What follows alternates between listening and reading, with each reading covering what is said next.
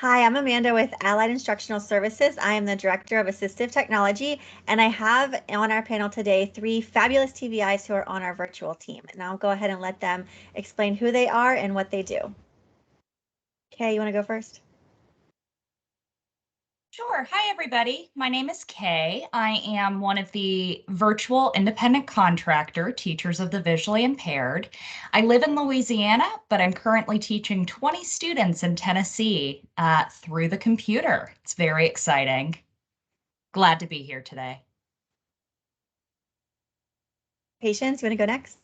Sure. Hi, my name is Piesecki. I live in Tennessee, and I'm actually virtually teaching in Georgia this year, a small caseload of students, just 4 on my caseload this year so far. And Jessica. And I'm Jessica Kleinsteuber. I am also currently an independent contractor for AIS, but starting in January, I will be the virtual services coordinator. When I started with AIS 3 years ago, virtual was just becoming a thing, and our company has blown up, and the need for virtual has blown up. And so I'm super excited to be able to provide those services to our virtual contractors and also to our districts, having that specialty in virtual instruction. And I currently live in Tennessee, but I am teaching in 7 districts across 4 states and 2 time zones. So virtual has definitely opened up the doors to provide instruction for a lot of our students in those rural districts where there's only one student that needs instruction, but there is no one close to them. So that's been a lot of fun. So I know that I shared some questions with you guys first, but I just thought of a really good question, and that is, can you all talk about the different models of instruction that you are providing as far as, is there ever anybody there in person to help you? What would that person be? Are there other TVIs? Like what are those different models? So anyone can jump in.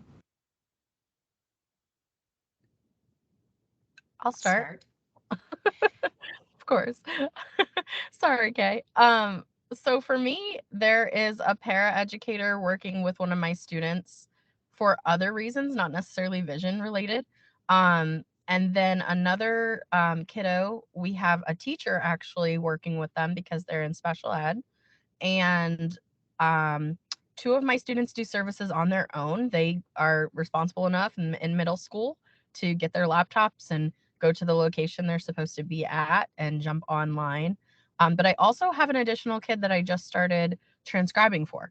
So that is just working with the teacher to make materials for that student. And I don't actually have any instructional time with her. So yeah, it's kind of all over the place, but it's in a good way. It keeps things challenging and exciting. Thank you so much. I'm going to piggyback off of that. Brilliant answer.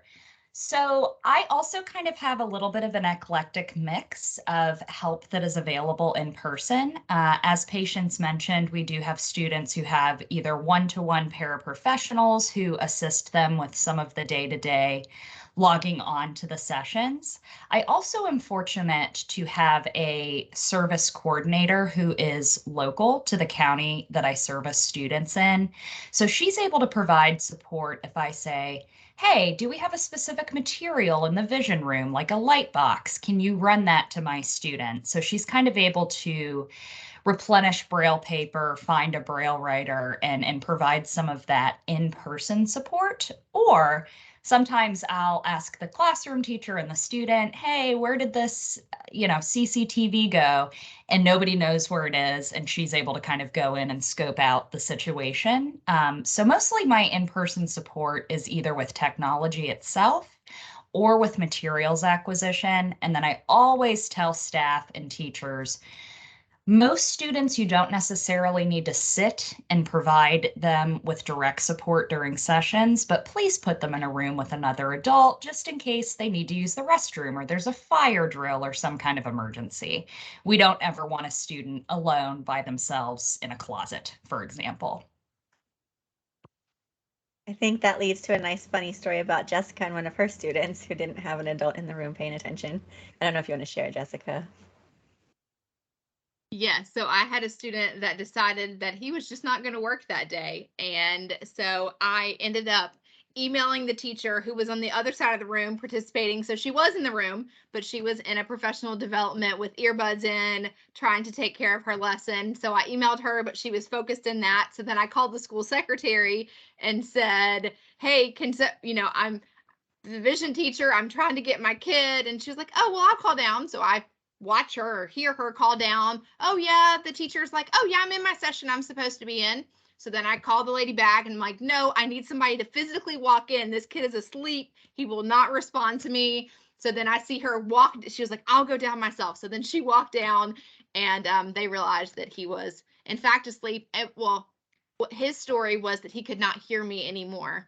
And, but every other time he can't hear me, he quickly speaks up and says, hey, can you come help me? I can't hear her anymore. So it was just one of those stubborn days where he was like, I'm just not working today and I'm going to play it off. So definitely helpful to have somebody else in the room. But like the two of you, I also have the gamut. I do have one student that is in high school that works in a room that's next to the counselor's office. And so there is somebody that's close by if he needs it, but doesn't necessarily need somebody in the room with him.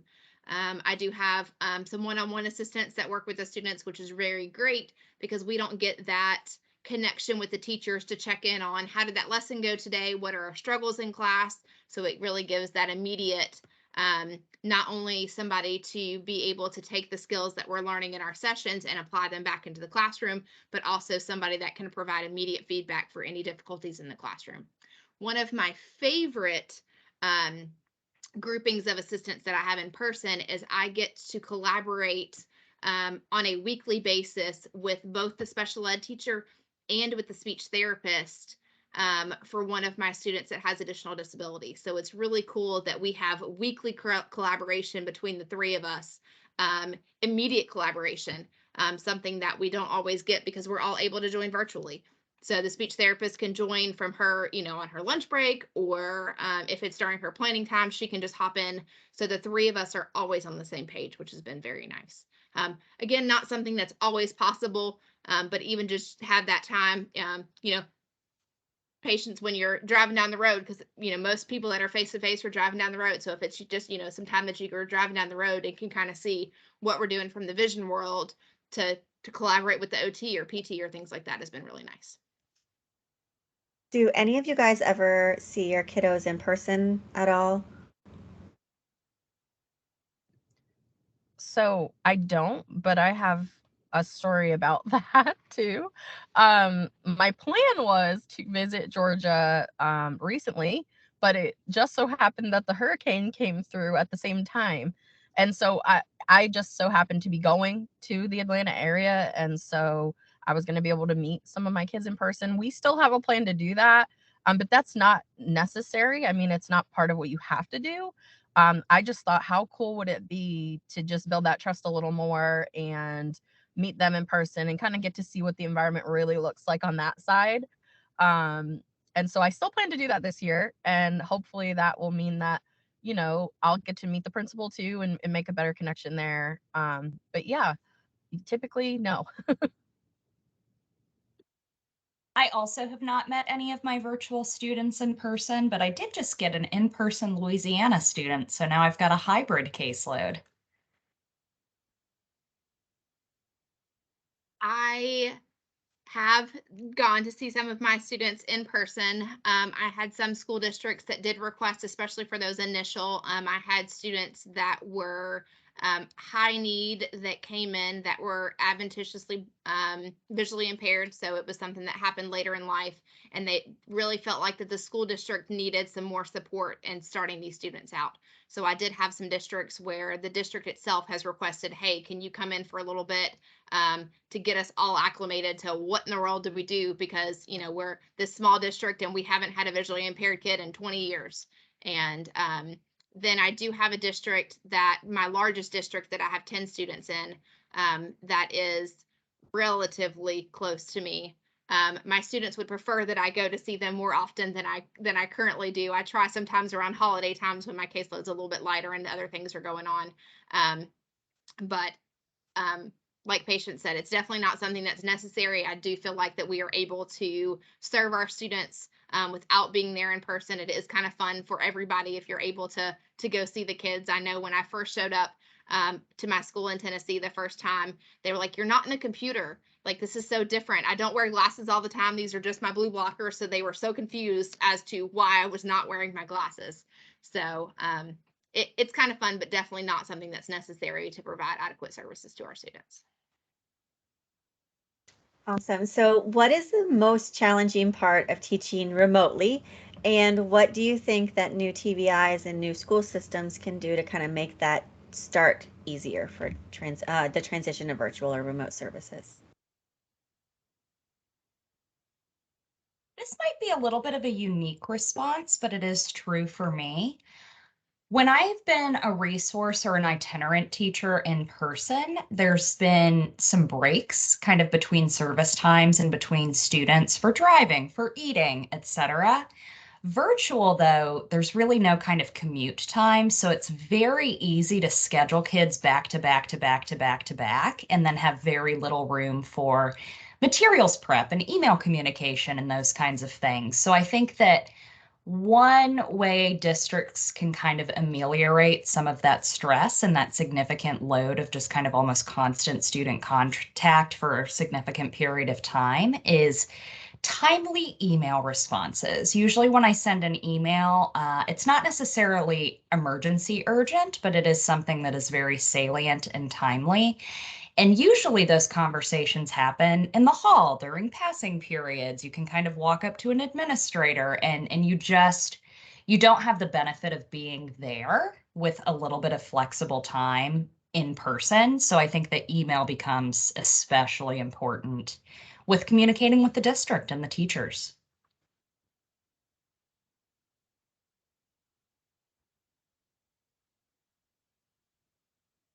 I'll kind of piggyback on that. My thought is as well as with scheduling, and so scheduling goes along the same lines that when you're in a school district and face to face, again, you can walk up to a teacher and say, "Hey, I'm trying to figure out where does this fit in."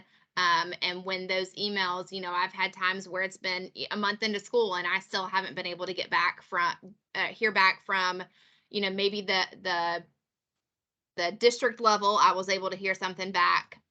But from the school level, they've got so many emails that they're bombarded with at the beginning of the year, and it's one more person they don't know the name to. So just having districts really kind of help.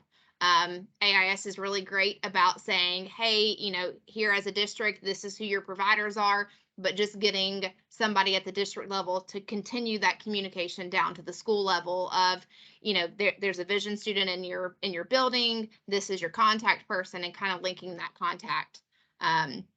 And then it also goes into making up absences. Right now there's so much sickness out there that we are, kids are out, adults are out, kind of across the board. And so when you're in a face-to-face environment, it's easy to push into a class. You can push in and help out that day. But when you're virtual, pushing into a class isn't an option. And so just having more flexibility in that. And I'm not sure how a district can help make that easier, but I just know that is definitely one of the challenges, is trying to make up that time when you don't have those other options of going to an elective with them or being able to push into an academic class or things like that, where you can still apply those IEP goals, look at those vision strategies in a different setting than just a resource room. I think you're absolutely right, but I think Kay has gotten some creative solutions to pushing in that. Oh, big eyes. So some people push in, sorry, Kay, for putting you on the spot. Some of our virtual people have been pushing in while they're connected to the virtual platform with the student on the computer during a lesson that they know is going to be like academic. So for language arts class, and the student has one earbud in, one earbud out. They're listening to the instructor, and then the teacher says, "Okay, go to Google Classroom," and the instructor is in their ear going, "Okay, so how are you going to get to Google Classroom?" And the student is, able to do those things too. But it's hard to schedule those sorts of things with teachers because there needs to be someone to facilitate the logging in and not forgetting that there's a person on the computer and the student just doesn't close the screen, that sort of thing. Patience, how about you? Did you have any things that were really challenging starting out that you would like to give tips on? Sure. I think the two for me, other than scheduling, because that's always going to be an interesting feat, no matter if you're in person or virtual, to be honest. But I think it's building trust and just the environment of the teaching setting that you're trying to find in that location. So obviously building trust is a little easier when you're in person, and behind the screen, I feel like it takes a little more work. It's not that it's hard, you just have to be more creative. And then the layout I've found has been interesting. Like there might not be a place for them to go, even if it's with a teacher or a paraeducator. And I think it's very important to be consistent about that environment, because we want to have access to the materials that are right nearby. And I would love for them to be independent in getting those materials. And so having the same place that they go to each time is pretty important. And I think it's not really taken into consideration every time. Like, oh, well, there's a room that we can get them in, and then the next time, oh, here's a space we can, it's not really to their benefit to be bouncing around to different locations. So those are the two I would think. And honestly, yeah, to make that better, we would just have to talk to the school systems about that, and hopefully keep it in one place, and maybe even have an idea of what we want the setup to be, if it's a cart or just something they can keep all their materials in a large desk to have access. I've had students with very small desks, and I'm like, I've gone into districts in person, and I'm like, how do you expect them to have a braille writer and this and that on a tiny high school desk? So there's just things that need to be discussed before it really all goes into play. So the next really big question I always get from everybody is, how in the world do you teach Braille virtually? So could you guys tell me like what a typical lesson looks like, or some things that you do with your Braille learners?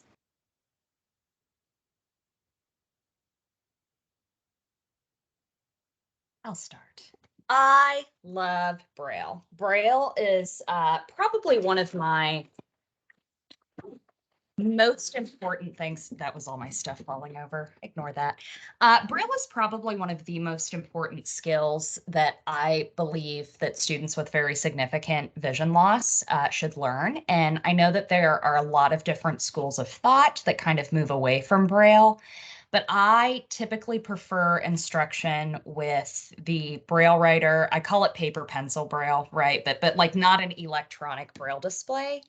Up until the students in about 5th or 6th grade. And that can kind of be a difficult argument, especially for teachers, of how are we going to make materials? How will we get materials to students? So I usually try to ensure that there is a working Braille writer and paper in the student's vicinity. Label the keys, right? Our heavy hitter keys, dots 1 through 6, space bar, backspace, and then line advance key. And then everything after that is kind of trial and error with a lot of verbalizations, but having very specific names for the parts of the Braille writer. And then what I often do is, so I've got a student right now who's 6 years old in the 1st grade. He is not reading contracted Braille yet, and he is not reading Braille functionally just yet. However, that doesn't stop me from making little notes and things from his classes and just sending those off. So it's written in Braille and print. It provides that exposure if he ever has free time to kind of explore. I really truly believe in the power of kind of osmosis and just exposure, because print students are exposed to print everywhere they go constantly, right? I oftentimes will make sure that I have the same copy of the books that my students are using. And then I give my students the opportunity to be the teacher for 5 minutes per session. And my little 6-year-old man, he's like, put your fingers on the Braille, turn your camera so that I can see what you're reading, touch the, they pick up a lot. And then so for some of our more significant needs students, and then I'll stop talking, I apologize.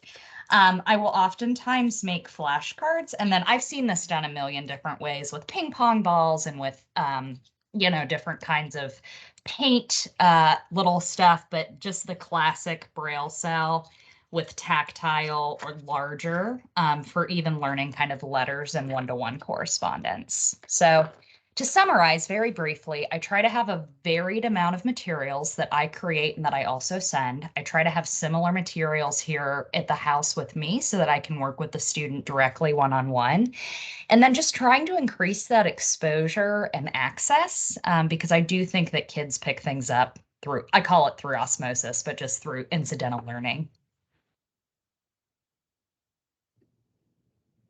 Okay, you made me excited about Braille.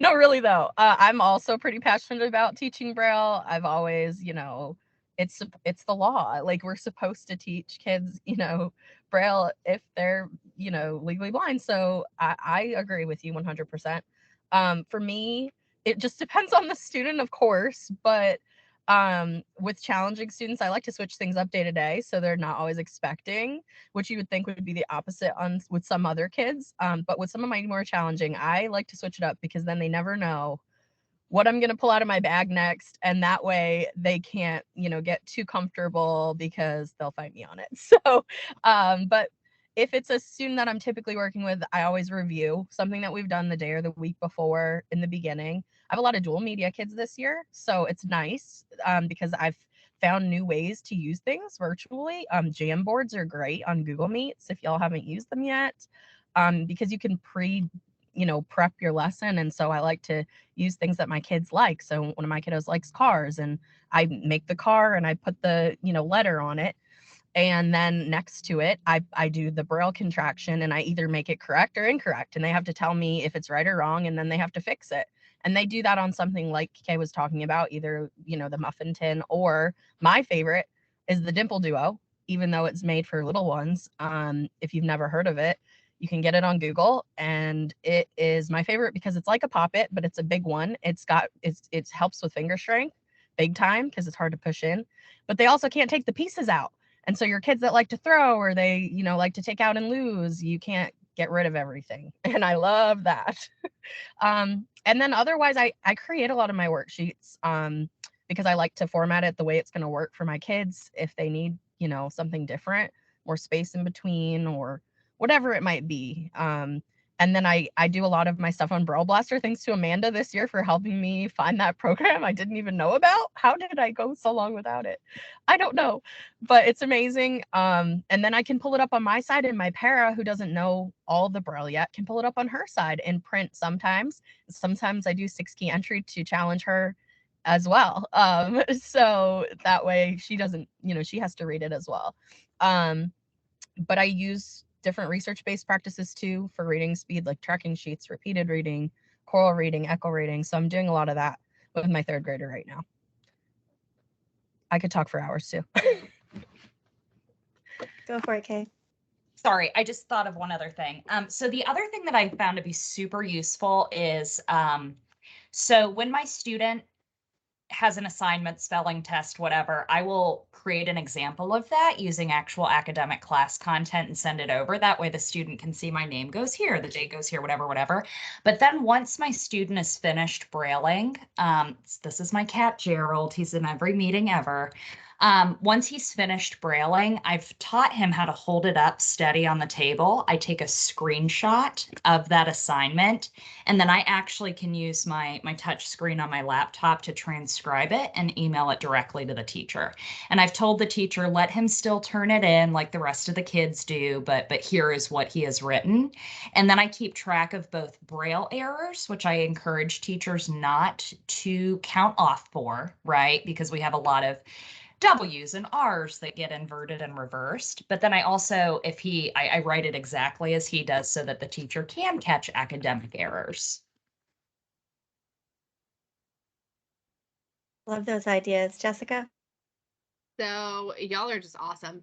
For one, Braille is not my favorite thing in the whole wide world, and I will be the first one to tell you.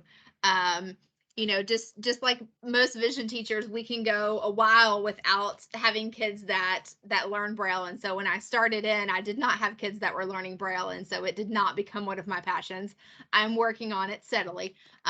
but I do enjoy teaching it. It's not my favorite, but I love when my kids, continue to learn new contractions and things. And I think the biggest thing that both of you hit on is that this is stuff you would be doing whether you were face-to-face or virtual. It doesn't matter. So our virtual environment really doesn't change our Braille instruction too much.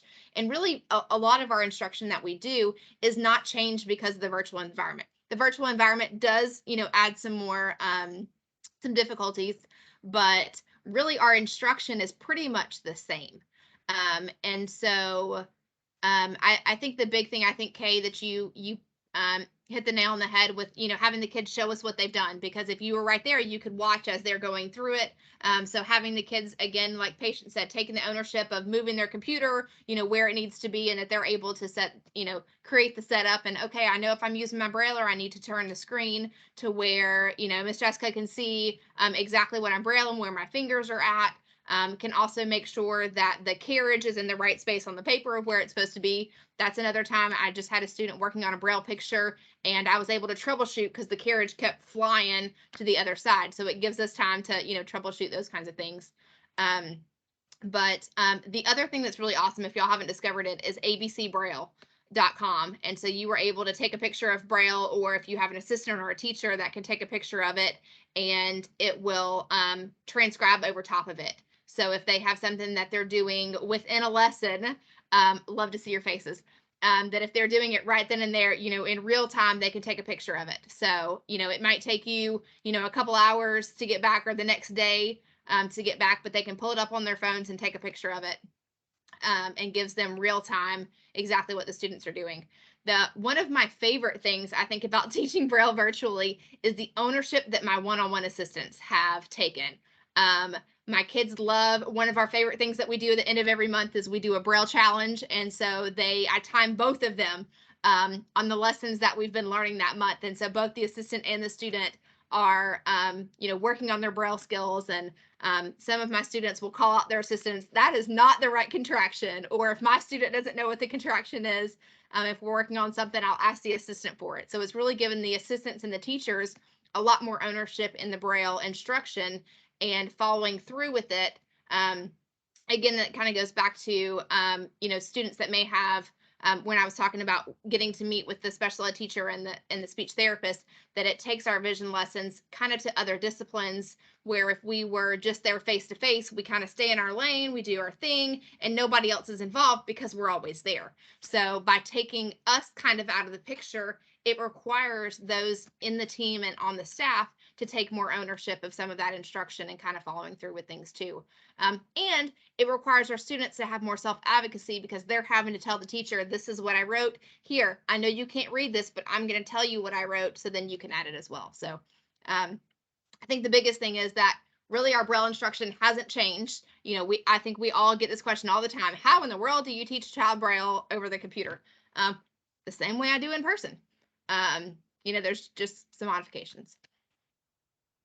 Can I piggyback off of your comment about it's the same way, and that teachers and paras get to take ownership? My favorite part of teaching virtually is we learn in school as TVIs, don't touch your student, like give good instructions and allow your student to move their body. And when you're virtual, you can't touch their body. So you become really strong in giving directions to students, and you're modeling that for whoever's in the room facilitating that instruction too. And then they can really get that buy-in for, oh, I don't have to grab Kay's hand and put their hand on the brailler. Like, they can do that on their own. So that's something that I absolutely love about virtual instruction. Thinking about that, since we're talking about Braille, you guys have mentioned that you've sent some Braille to your students. What are some other ways that your students get Braille materials?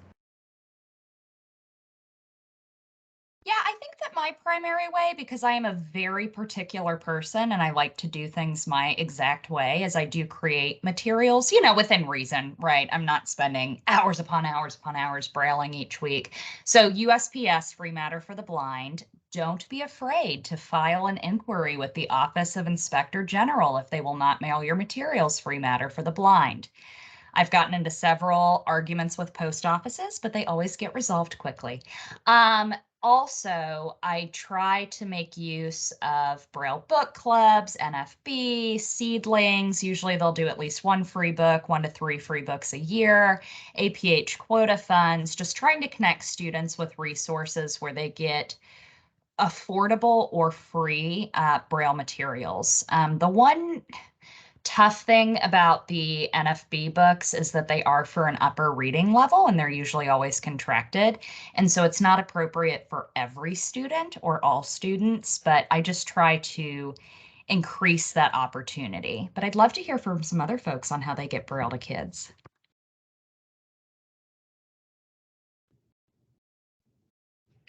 For me, I use Braille Blaster, like I said, a lot. And so many of the districts I work with have an embosser there at the school. And so their para or their teacher is able to print directly. They also, I can send graphics from APH's library. And they have the Tiger Suite application that will print maps and things of that nature. But I can also mail things, obviously, through Free Matter, like some things such as I have a kindergartner and, you know, he needs some labels made that are smaller. And so I can prep those myself and send them their way. And then, yeah, that's really what I've done so far. I do have a service coordinator that works in a district as well, like Kay was saying earlier. And so she does sometimes print something off for me for the student and leave it for me that week if it's something I need in print. But she's already printed the whole curriculum for one of them. So it's easy for me to see virtually. And so it's really just extra materials we might need as we go. So most of it's not necessary.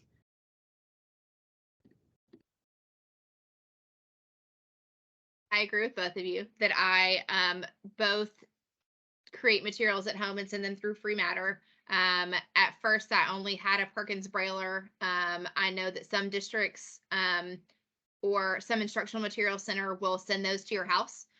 So if you don't have access to one, I was blessed to inherit one.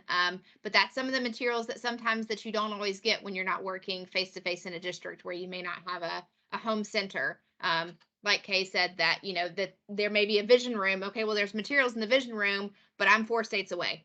And so being able to have that contact with an instructional material center, I haven't had really any pushback with the states that I've worked in, help supporting getting some of those materials that if I were face to face in a district that they would be able to provide me with. I do have an embosser. I was blessed and got it on eBay. I told my husband, I said, it's either going to be a really expensive paperweight or hopefully this is going to work. I did end up, because I was one of the original virtual people, I did have 8 Braille students in 1 year. And I said, my Perkins and I are best friends, but I cannot Perkins anymore. And so the embosser has been great. But I do a mix of creating stuff at home and then also sending things through Braille Blaster and getting those printed. And like Patience said, I love that it has both the print and the Braille version, so you can print straight from that. So I have a new one-on-one assistant that's just learning Braille. So I will send the embossed file and then I will create a print version of the print file and send both. So then she has a copy of what the student's looking at and is helping her learn Braille. But it provides both pieces of that. I'd say the only thing, and I don't know, I guess we'll talk about it now, that the only downside to this, and where we talked about that Braille instruction really looks the same, is being able to adapt on the fly. So if there's something that happened that day in school, you're not able to, hey, let me just pop out this quick assignment or pop out this quick thing. Unless they have braillers, embossers, I've been able to do that sometimes, but it's a little bit harder to go through and do those quick on the fly. Really, there's a lot more preparation ahead of time than to be able to do those kind of on the fly kind of things. Because Free Matter for the Blind is awesome, but depending on where you're at, it can take up to a week to get there. Depending on, I've now learned that school districts use the post office. They have P.O. boxes, which is a whole new thing for me this year. This is my first year that I've had schools with P.O. boxes. So it just happens to be what day of the week that the specified person goes to check the P.O. box. So that would be, to me, one of the downsides of sending Braille materials through the mail. As the AT person of the group, at this point, I would like to interject and say there are a lot of really cool ways to get Braille on demand for students, but they need to have those tech skills. And I kind of disagree with you, Kay, about the refreshable Braille displays getting in the hands around 5th grade.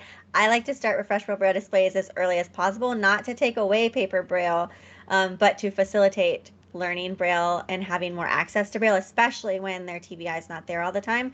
So APH has 2 different types of refreshable Braille displays. Here's one right in front of us. This is the Chameleon.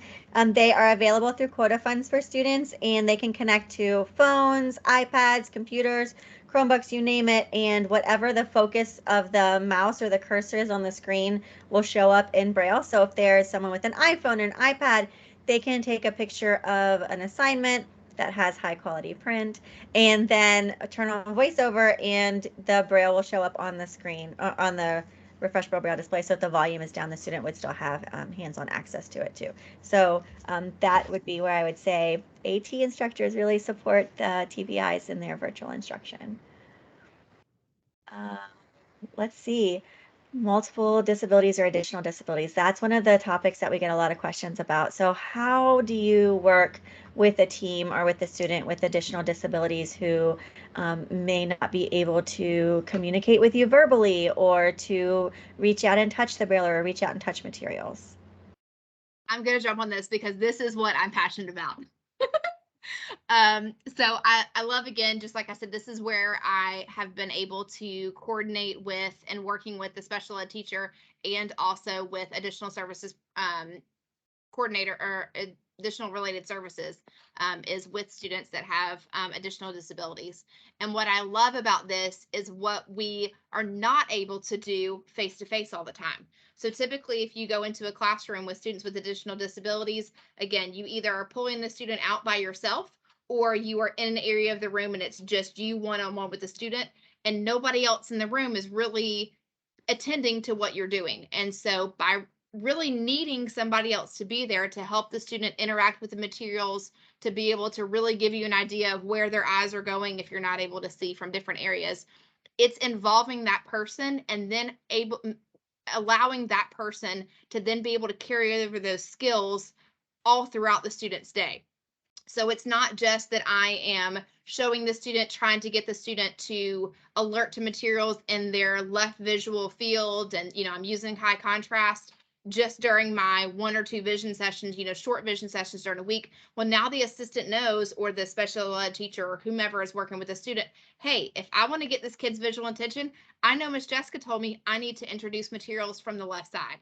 And that I need them to be high contrast. So I really feel like that it has given me an opportunity and the team an opportunity, especially with our students with multiple disabilities, to take more ownership of the students' visual needs where we didn't have that collaboration before.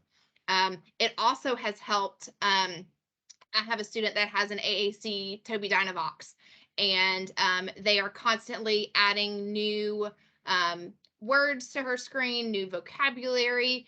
And after 2 years with this district, they finally are like, what would Miss Jessica do? And so what picture would she pick? What picture, is the best high contrast, but doesn't take away from what we're trying to get the student to understand. And so I think that it's given them a lot more ownership as well.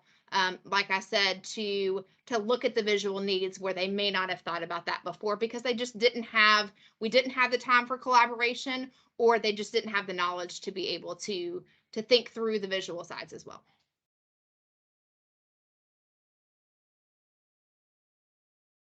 One other thing that I would add that I've found to be useful and pretty standard, I think, among folks who've been doing this for a minute, is if there's ever a concern with a student who requires that constant one-to-one support and they don't necessarily have a para or there's not enough staff in the room and districts are concerned, I've had a lot of success pairing my service time with other related service providers and kind of providing vision support while they do their lessons or having them kind of be an observer during my lessons. And that way you can kind of have that in-person adult support and collaborate with another member of the IEP team without having the classroom teacher feel like any of their staff is being taken away from them. That's a great point. Yeah, I like that. Because most of my kiddos that I work with right now do have a team member that's working with them separately. So that's a great point. Another thing that I didn't hear yet was just to provide what you would, in an in-person setting, which is some kind of a reward system. I feel that's been helpful for me. I use virtual stickers, like a sticker book, and once they fill the book, which I got for free from Teachers Pay Teachers, but I learned more as we went this year. So once they fill the book, I send them a prize, and I call it Happy Mail, and they get their prize, and they get to open it, and that can later lead to them sending me a letter in the mail, possibly, or doing another skill that they might need functionally.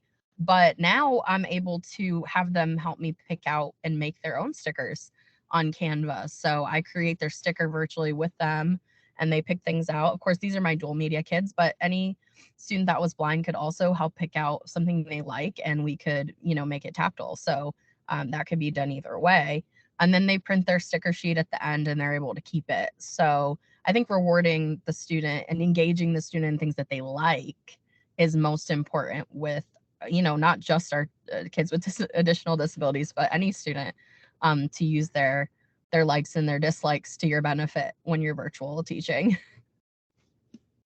Patience, I would love for you to share with our virtual group how you do the stickers. I got to observe Patience doing that with a student a couple weeks ago, and without seeing it in action, I probably been like, that's a little fluffy for me, not my style. But seeing how it worked for this particular student and how excited he was just, it was amazing, that relationship that you've built. I know you said earlier it can be difficult, but you have done a really good job with that student. Thank you. Yeah, and it does seem a little bit, corny, right? Because stickers, especially not actual stickers, right? Like I'm not even giving anything away, right? So it's so crazy. And at first I was like, should I even do this? But I'm like, I have a kindergartner, so that, it was like, okay, it's something he can see, that he can pick out, and he can take some ownership of. But I found that they really love it. It's funny. Even my third grader loves it. And now that I've given him the opportunity to make his own, he is really loving it. But not only that, they're so easy, they're free. And my one student was hilarious. He filled up his sticker sheet, and I was like, guess what? And he's like, what? I'm like, do you remember what you get when you fill up your sticker sheet? And he's like, another sheet. So like he didn't even care about the prize. Like that was enough, just to like finish the sheet and get something new. So I just thought that was a funny thing that happened too. That. So did you talk, Jessica, about that, or did I skip over you? I think you did. You started because you got really excited. Okay. So I see that Patience is in her car. I see that Kay is in a room in a house. I know, and I don't know where Jessica is. Can you guys talk to me a little bit about what your setup is? Where do you teach? What do you absolutely need to be able to teach? And what do you like to have that's extra that you don't necessarily have to have? Good question. So I am still very new to entirely virtual teaching. So I would say that my organization system is lackluster at best. That's being very kind. However, necessary materials. I love my handy dandy Perkins Brailler. I'm a psycho, so I've got 3 of my own personal Braillers. One's mechanical, I'm crazy ridiculous. Lots and lots of Braille paper, different kinds like graphs and all of those sorts of things. And I right now have a big bucket where all of my materials and everything goes until I can find a better home or space for it. I also am somebody who's fortunate, so I've kind of just collected a lot of things throughout my career, my teaching career. So I've got just, random things that I've purchased for kids and stuff and maybe got back. So I have kind of my arsenal of vision specific items. But necessary components is the Braille writer, the laptop, a charger. I have one of those handy dandy little desk risers for the laptop so that I'm not constantly hunched over like this trying to provide instruction. A well-lit space that's not super visually distracting, and then also I don't think I have the solution just yet, but I'm working on it. But some way to organize my physical items that I use. So, our CVI babies like bread, those kinds of things. Just a lot of real world items I can use to kind of get visual attention and then track visual progress. So it's currently in a big giant pile over here, but I do have all my items ready to go, just quick to grab because as you know, you can plan the best lesson ever and then you end up doing something different. So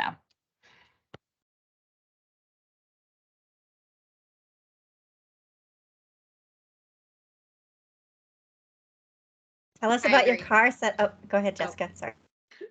I agree. I think having everything close is definitely the number one answer because again, you can doesn't matter whether you're face to face or virtual, you can have the best lesson and then things go out the window or the student came in and had a rough morning and so you've got to change everything. So just having everything that's very close. And again, like Kay said before, that we lend ourselves to not providing so much time between lessons. So when you're switching from a CVI student to a braille student to a student with multiple disabilities, then you really need all of those materials handy. And so I kind of have a very small space because I really needed, a big room was not, it was just too much space. You end up running from one side of it to the other. I know that some people use ring camera or ring lights and things like that. I do have a desk lamp that provides a little bit more lighting than what just is overhead light in my office space. I just use one computer. I know Amanda likes to have 12 different screens and that drives me crazy. I can't keep up with what's on my one screen, much less to go through other screens. So to me, that's not a requirement to have.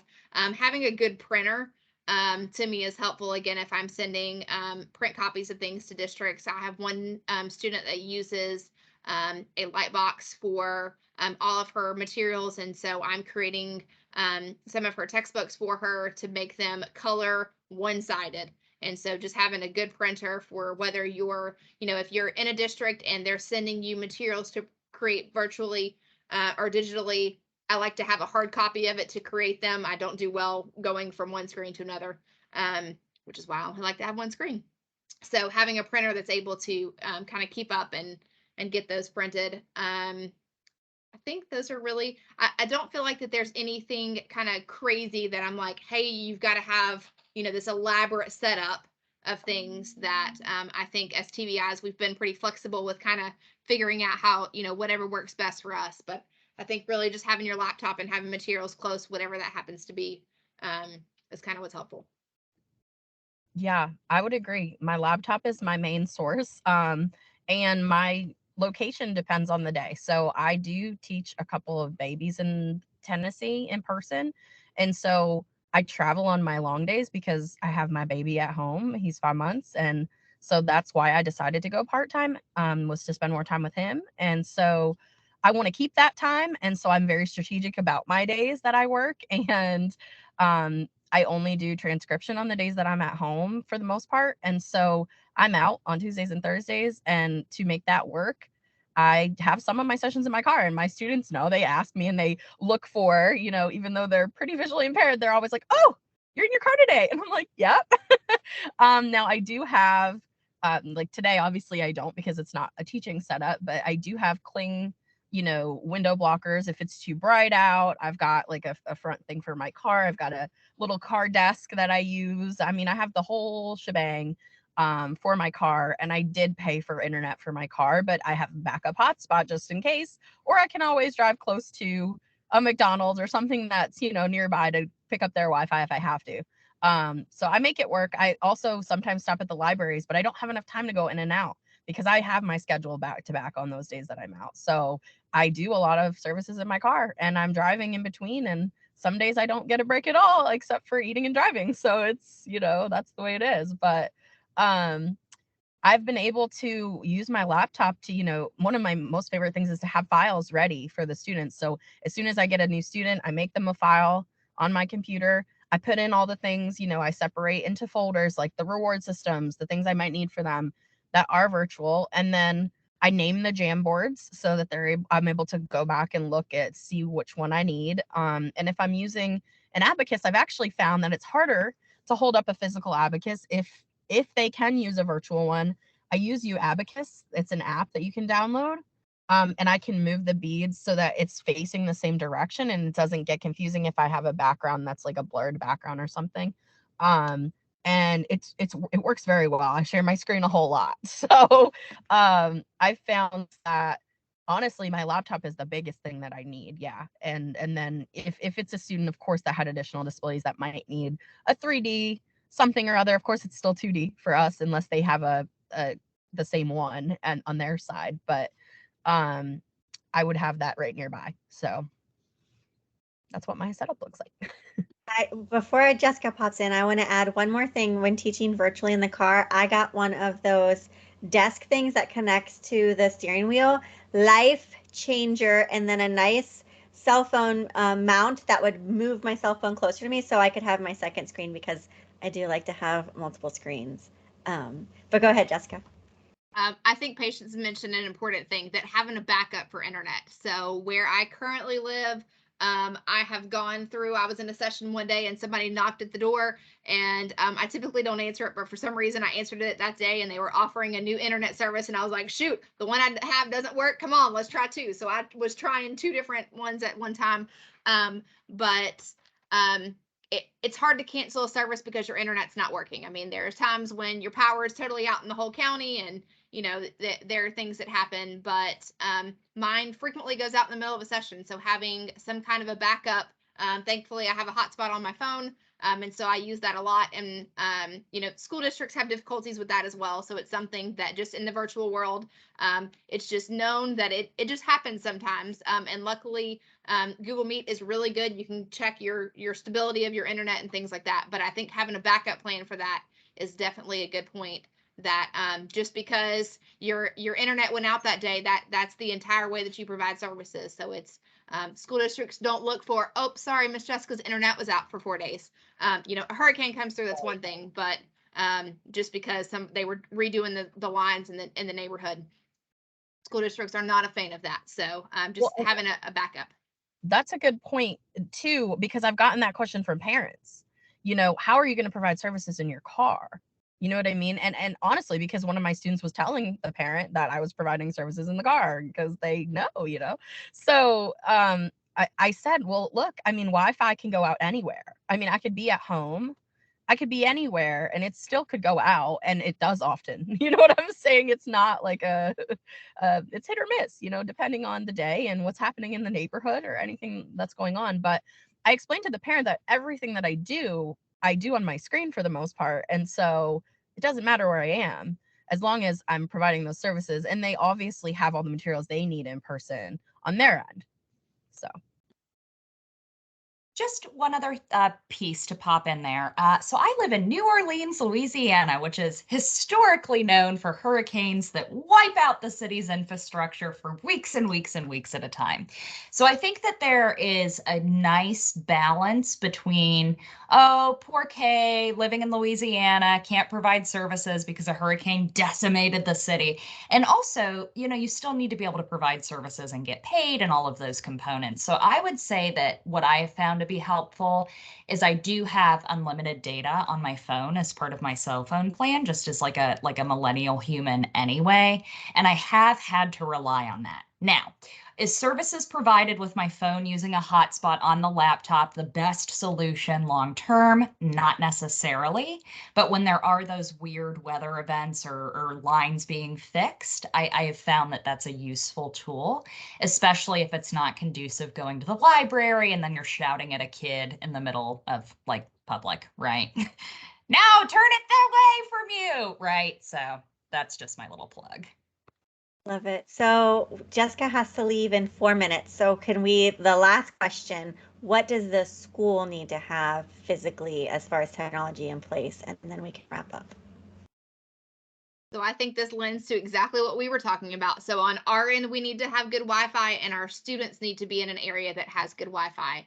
How Kay was talking about putting the student in a closet. I have a student that goes into a closet and it is the worst Wi-Fi in the entire building. And I feel like we spend more time playing Marco Polo trying to figure out, where he's at, where things are at. The video is very important to our instruction. And into figuring out, what the students are doing. And so when you have weak Wi-Fi, the video pretty much is the first thing to go out. And so having the districts understand that that is a very important component, that yes, just because we have this janitor's closet where I can stick a desk, that may not be the best solution because they don't have great Wi-Fi in that area. And I think to go along with that is having the connection to the IT personnel in that district. Especially when we start out in a lesson, when you are looking at firewalls that may block the students from turning on their microphones or turning on their videos. It wasn't something during the COVID era that teachers were using. They didn't want all 45 kids in their class to be able to turn their microphones on and their videos on because you didn't know what was going on. Well, now we have very controlled environments, but there are a lot of those same firewalls, or every time Windows or Microsoft updates, that those things get changed again. So just having that direct contact to either the school or the district IT that can get us through those firewalls. We're not even looking at, screen reader programs or screen magnification programs and all the difficulties with getting those settings set up. But just to start off on day one, doesn't matter what the student's vision is or what their needs are, just to get us set up, just having the connection with that IT person that can help us get connected. And a school email address so that we can access the learning management systems and be able to communicate with the student in the teams. Anyone else have any? Yes, not even going into the long in-depth kind of, you can't download NVDA, blah, blah, blah, but a device that is not 45 years old and won't run a video meet software. So we get a lot of students with these Chromebooks that were from the Stone Age, essentially, and they're not able to access Teams or Google Meet, even on the internet. They can't download the apps. They can't handle that incoming of more than one program going at once. So I've had to put in a lot of requests to my district IT department this year and I'm not even necessarily talking about an accessible device like a MacBook, right? Just a device that is capable of running basic softwares to make virtual teaching successful. If it's a Chromebook, it needs at least 8 gigs of RAM and an i3 or i5 processor that was created within the last 2 years. Go ahead, Patience. You want to add on? Yeah. For me, just to top that off, because that was most of what I had, but one of my students doesn't charge his items very often, and that can, put a play. So I think just having a responsible adult in the building that can maybe check on that every once in a while, even though he's in middle school, he forgets, just like we forget sometimes to charge our devices on that. And then bookmarking any important things in the beginning of the year when you all get together. We might be using Typio, or we might be using this or that to the main page so that they can easily get to it. If they have some time where they're on their own, or their para might not be there that day, they can still access a lesson and get online. I know that Jessica has to go to a lesson, so at this point I would love to say thank you guys. This was the fastest, most fun hour I've ever had talking about vision stuff. So thank you. You guys are fabulous, and I hope you have a great day. Thank you so much, you all. Have a great day. Have a great one.